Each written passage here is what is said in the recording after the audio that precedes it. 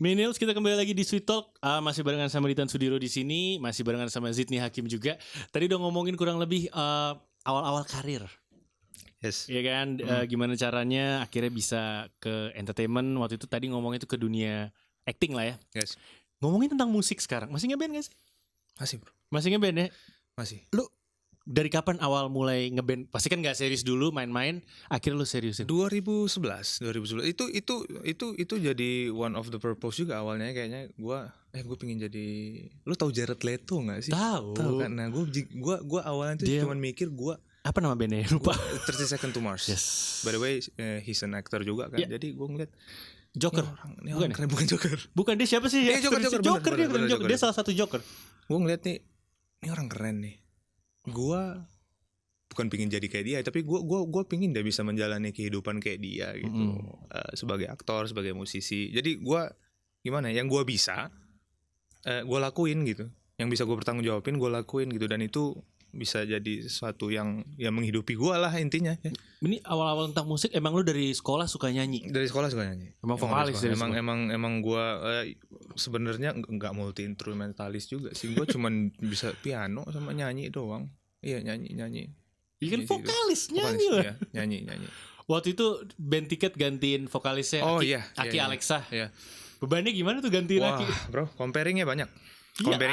Comparing pasti banyak. Cuman gue lebih mikirnya gini, ya udah deh. Tapi sorry, emang ada kemiripan suara lo, gayanya beda. Cuman gue udah denger lagunya kan. Oh sorry, itu Aki tuh yang pertama. Iya, gue udah denger lagu yang versi lo. Yang kedua itu Christian tuh. Hanya kamu yang bisa tuh Christian. Abis itu baru gue yang ketiga. Comparing banyak banget. Lu ngegantiin 2 orang. Ngegantiin 2 orang. Tahu deh, Tiket hobi kali ya ganti personil. Sorry Tiket. Iya. Comparingnya banyak sih. Cuman gue tetap kayak ya. Karakter suara lo emang mirip bertiga sih anyway. Bagi sebagian orang yang menilai bagi gitu. Bagi gue yang suka pakai headphone siaran tuh ada kemiripan. Kita nggak bisa ini sih ya. Mungkin kan dulunya Tiket udah lama ya dari 99. Pasti fansnya juga udah banyak banget kan. Pasti gue nggak nyalahin siapapun sih. Mereka ada comparing atau kok begini. Cuman gue waktu itu cuman ngebawainnya gini aja. Gue bilang ya dengan gue Tiket yang sekarang ya begini. Gitu. Kalau yang dulu ya dulu. Ya kalau suka ya alhamdulillah, kalau enggak ya enggak apa-apa. Mudah-mudahan lu suka lagu yang lain lagi gitu. Tetap harus suka. Pokoknya dengerin dulu gitu. Dengerin dulu. Band yang sekarang Groovebox Story. Semangat banget ngomongin band yang sekarang. Ini band yang masih menabung karya. Iya, band yang terbentuk dari pandemi. Dari pandemi. Gimana ceritanya? Benar. Sekitar bulan Juni ya, yang lupa aku. Juni atau Juli gitu. Itu pertengahan banget ya tahun lalu ya. Ya Arul, DB System Kemang. Arul kan yang ibaratkan yang dia punya project kan. Dia tuh jingle maker, dia punya semua alat-alat, sumber dayanya dia semua punya. Gue pingin bikin band lagi. Dia dulu ngeband juga. Dia like Indie Fest berapa gue lupa tuh, bareng zaman dulu banget. 2006 tuh bareng si The Brandals. Bukan The Brandals, sorry. The Brandals 2003-an. Sorry, salah. Bukan The Brandals. Siapa tuh? Kurang, sorry. Siapa sih? Ada Adams, sorry. Oke, di Adams. Ya, dia sangkatan di Adams. Dia pernah punya band juga, Stereomantic namanya. Oh, Stereomantic dia. Iya. Saya suka yang musik Stereomantic. Yang berdua tuh. Saya suka, emang itu kayak proyekan banget ya. Soalnya udah hilang abis itu. Udah hilang abis itu. Gue ngefans bilangin deh. Oke. Gue suka muter lagunya. Makanya kalau tahu. Terus baru tahu kemarin. Ada Stereomantic. Iya. Sama cewek. Yes, that's right. Oke. Itu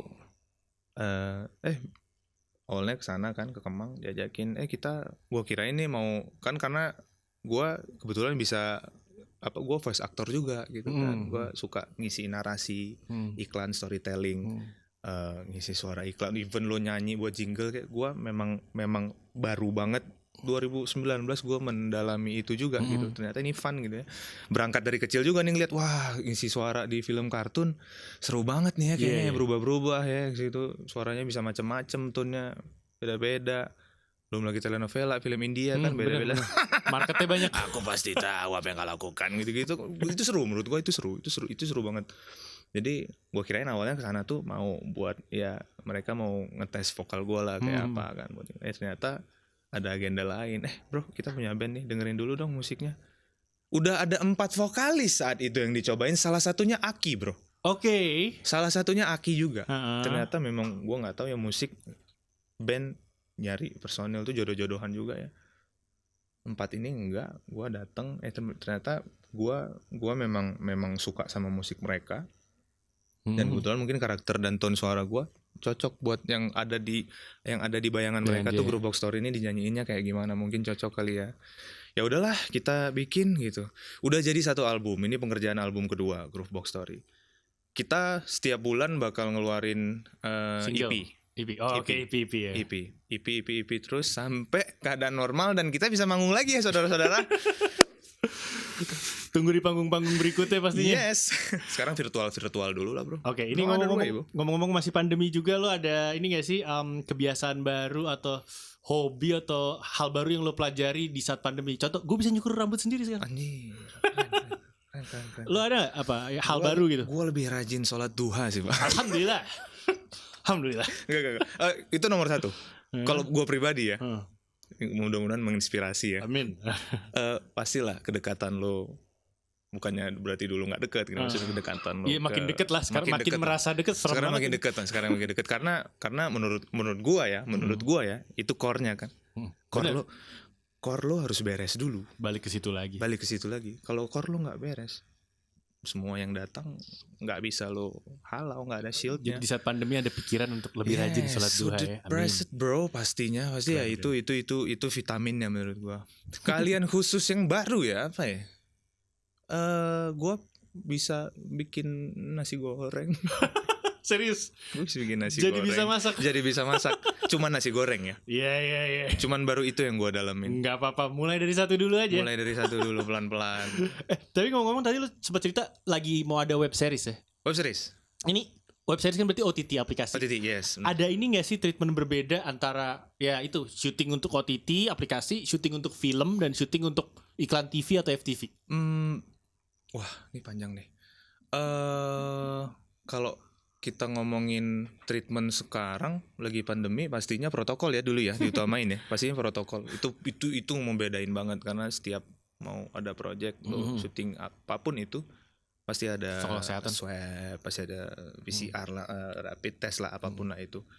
Ya kalau lo udah deal di mata produser, tiba-tiba lo dites positif, nggak jadi aja, Pak. Sebenarnya risky juga sih sebenarnya bagi kita ya. Cuman ya demi kebaikan lingkungan sekitar ya, bukan mau nggak mau sih, harus sih. Tapi untuk syutingnya sendiri ada yang beda nggak? Untuk TV, untuk mungkin bioskop? Mungkin paling berasa itu sih di crowdnya sih.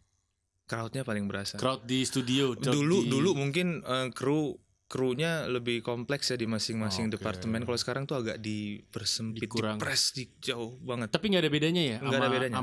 Lu mengerjain TV buat OTT segala macam. Timnya tetap seperti itu. Hanya dikurang-kurangi karena pandemi. Yes, benar. Oke, make sense. Terus nih ngomong-ngomong juga tentang aktor, lu lebih prefer mana, protagonis atau antagonis? Lu kayak bisa dua-duanya. Anything bro, because karena itu dikasih karakter ya. Menurut gua kalau lo bisa acting itu, menurut gua gimana ya, kayak lo hidup sebagai diri lo nih, tapi lo kayak dikasih kesempatan hidup berkali-kali sebagai orang lain gitu, di sepatu yang berbeda gitu. Menurut gua itu gift yang nggak bisa bukan ini nggak mengkategorikan profesi lain tidak ada ininya sendiri, ini apa maksudnya ya, ini kenikmatannya masing-masing ya, bukan seperti itu. Tapi kalau di seni acting itu gift yang nggak mungkin lo bisa dapet dimanapun. Bisa dinikmatin banget ya. Ya lo kemarin jadi satpam enak kan? Jadi satpam masuk kamar orang tiba-tiba kan? Kapan lagi lo jadi satpam? Kapan lagi masuk kamar orang? Makanya itu bener. Yang kayak gitu-gitu ya. Kayak bisa dinikmatin banget ya. Bisa dinikmatin banget. Apalagi kalau orang nggak ngarepin apresiasi. Sebenarnya minimal gini, Mas, kemarin aku lihat kamu jahat banget sih, tapi aslinya nggak gitu kan. Dalam hati gue cuman gini, berarti gue udah kerja bener ya. Udah bener gue kerja gue udah kerja secara bener ya. Gue udah kerja bener gitu, maksudnya menghibur dia dengan apapun yang emosi yang dia rasakan. Oke. Ini kalau tadi kan ngomongin lo sebagai talentnya, sebagai aktor, sebagai penyanyinya, lo ada kepikiran gak sih mau jadi penulis cerita, bikin film sendiri atau lu nulis lagu juga gak ngomong? Kan nulis lagu ya, cuman belum ada yang berani gua keluarin. Kalau nulis sih enggak, bro. Nulis cerita, film, nulis enggak. Arahnya kayak ke sana ya? Gue pengen jadi host, bro. Host kuliner gitu kan. Makan mulu. Enggak paham enggak lagi pandemi gini. Gua orang kan depresi kan atau stres atau ya apalah beda-beda kan ya larinya makan, mungkin ada yang enggak makan. Kalau gua makan, Pak. Karena gua ngerasa aliran serotonin gua deras pada saat makan karena gua suka makan. Gua merasa hidup gua baik-baik aja karena itu. Karena makannya. Gua hobinya enggak jauh-jauh masak. Oke. Itu dia. Ada relate-nya ada kan. Bisa berhubungan. Boleh dikaitinnya? Boleh. Oke, ngomongin tentang industri entertainment Indonesia. Ini buat millennials yang lagi nonton kita, menurut lo apa sih hal yang harus dipersiapkan untuk masuk ke industri entertainment di Indonesia? SDM. Sumber daya manusia. Kalau gitu ya sumber daya manusianya, tenaga kerjanya. Gua nggak jarang denger ini ya. Ini nggak serius nih, karena gue concern sama industri ini. Ini industri yang gue cintai soalnya. Salah satu industri yang gue cintai. SDM sih harus diperhatiin karena gue nggak jarang dengar orang tuh ya penonton. Kok aktornya itu lagi sih? Aktornya itu aja sih. Kalau lo nggak mau aktornya itu aja, lo berkontribusi dong sama industri ini dengan apa? Kalau lo punya bakat nih, saudara lo punya bakat nih, siapapun lah punya bakat, temen lo, sahabat lo, didukung, ikut casting, ikut audisi. Tapi nanti takut gagal. Nah, itu balik lagi ke pribadinya masing-masing kan. Lo gagal berapa kali dulu? Wah, kalau ngomongin waktu gagal, awal sebelum dapet 1. gue harus panas-panasan, gue harus kecewa, gue harus sedih, gue harus putus asa. Gue berapa kali gue nggak tahu until now sih, bro. Sampai sekarang gue masih ada insecure kayak gitu. Even di level gue ya, maksudnya bukan level gue yang gimana, even di gue ya gitu ya. Yang gue ngerasa udah kayak orang udah jelas dia aktor, dia musisi. Oke, gue juga ngerasa gue aktor, gue musisi. Tapi insekuritas itu masih ada gitu. Tepat nggak sih bahasa gue? Sok pinter banget. Tepat. Rasa ketakutan itu masih ada gitu. Bro harus berapa kali itu balik lagi ke diri masing-masing, balik lagi ke tujuan dan niat awalnya. Lo mau bertahan hidup di kehidupan ini dengan kendaraan yang mana nih? Oke. Lo bisa milih, lo sebenarnya bisa milih resiko lo kok. Oke. Cuman lo mau nggak? Oke. Iya, mau apa enggak? Mau apa enggak? Kalau lo kan nggak ada pilihan dari cerita lo. Nggak ada pilihan dan memang ya gimana? Ya cuman ini sih yang bisa gue lakuin. Ini bisa bikin gue hidup gitu. Gue jadi ada hidup gue jadi ada artinya. Oh, gue ada di dunia ini sebagai ayah, sebagai suami, sebagai anak, sebagai teman, sahabat. Ya, sebagai itu gitu. Oke. Ini lo kan juga pasti sekarang sering bekerja dengan generasi adik-adik kita. Yes. Generasi kalau kita kan masih ngelihat, lu masih lihat kamera analog kan, tiba-tiba jadi digital kamera. Iya. Handphone dulu nggak ada pilihan, handphone cuma telepon SMS. Sekarang kan ada adik kita, ya instan banget semuanya. Mereka semua bisa didapat dengan instan. Lu juga pasti sering bekerja dengan mereka. Menurut lo apa sih dirasa kurang oleh generasi adik-adik kita ini? Ada nggak sih menurut lo di lapangan di saat kerja? Mental sih yang bedain. Karena dulu karena dulu mungkin segala sesuatu tuh effort banget ya. Gini deh, lo mau ngerekam nih shot dari atas tuh terbang. Lo sekarang udah ada drone kan. Dulu kameramen harus naik helikopter dong. Itu berlaku ke banyak hal. Sekarang lo punya kamera, lo punya handphone apa bagus segala macam. Belum lagi ada platform yang bikin lo bisa naruh karya lo. Sesimpel itu, terus naiknya tiba-tiba di-recognize sama orang, exposure-nya tiba-tiba segitu. Gue rasa mental sih banyak yang kurang ya, karena segala sesuatu tuh datang instan. Mentalnya seperti apa yang lo lihat? Kayak mungkin ya lebih menyepelekan sesuatu. Oke. Kayak lebih gini kita kerja semua pakai waktu kan ya, bareng-bareng ya. Ini gue nyindir diri gue tadi juga sebenarnya. Gue janji sama lu jam berapa, tapi gue telat kan. Tapi gue udah berkali-kali gue minta maaf. Minta maaf. Apa? Pemirsa nggak tahu, penonton nggak ada yang tahu lo telat. Saya orang yang jujur. Orang yang jujur ya. Itu dari manajemen waktu ya, hal-hal simpel sih bro. Yang ya kayak misalkan lo di lokasi ya.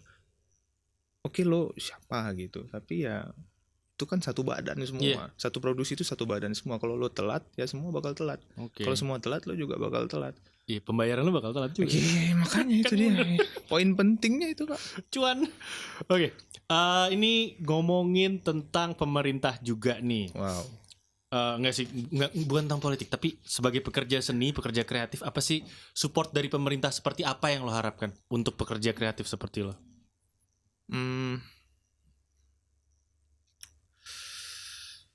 Mana ya? Mungkin lebih ke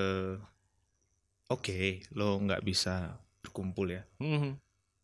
Tapi kalau memang namanya butuh hiburan ya bapak-bapak, ibu-ibu, ya virtualnya dibanyakin kayak ya kesempatan-kesempatan buat itulah gitu kan. Acara-acara pemerintahan masih butuh kan, pasti kan secara virtual dihibur gitu juga pasti butuh. Oh hanya iya. Kalau nggak bisa ketemu offline, online-nya online-nya, dukunglah pekerjaan online dengan sinyal yang kuat gitu maksud gua. Oke.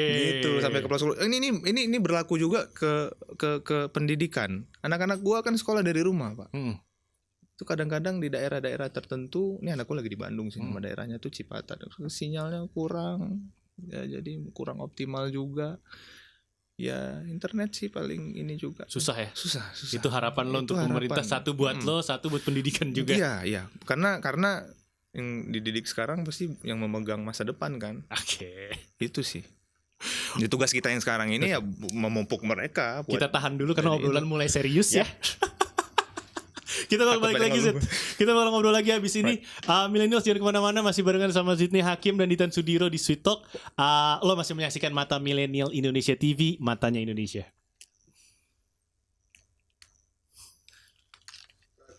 Mata Milenial.